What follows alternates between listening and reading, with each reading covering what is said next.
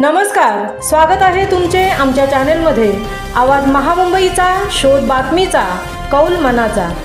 चला तर मग आमचे चॅनेल शेअर करा, लाईक करा आणि सबस्क्राइब करा। धन्यवाद। वर्षाअखेर राज्यात हिवाळा सुरू असतानाही पुन्हा एकदा थंडीचा जोर कमी झाला आहे। तापमानात वाढ झाली आहे, त्यामुळे पुन्हा एकदा अवकाळी पावसाचे संकट आले आहे। पुणे शहरासह जिल्ह्यात घाटमाता आणि परिसरात पुढील 2-3 दिवस मेघगर्जना, वादळी वारे, विजांचा कडकडाटासह पाऊस हजेरी लावण्याची शक्यता आहे। राज्यभरात दक्षिणेकडून येणाऱ्या बाष्पयुक्त वाऱ्यांमुळे अवकाळी पाऊस हजेरी लावणार आहे, असे हवामान विभागाकडून सांगण्यात आले आहे।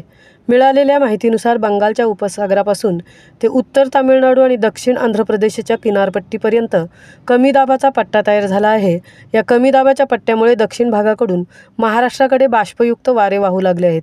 परिणामी राज्यातील किमान तापमानात वाढ झाली आहे।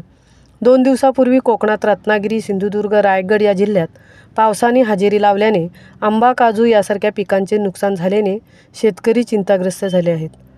आवाज महामुंबईचा चॅनेलसाठी तृप्ती भोईर, उरण।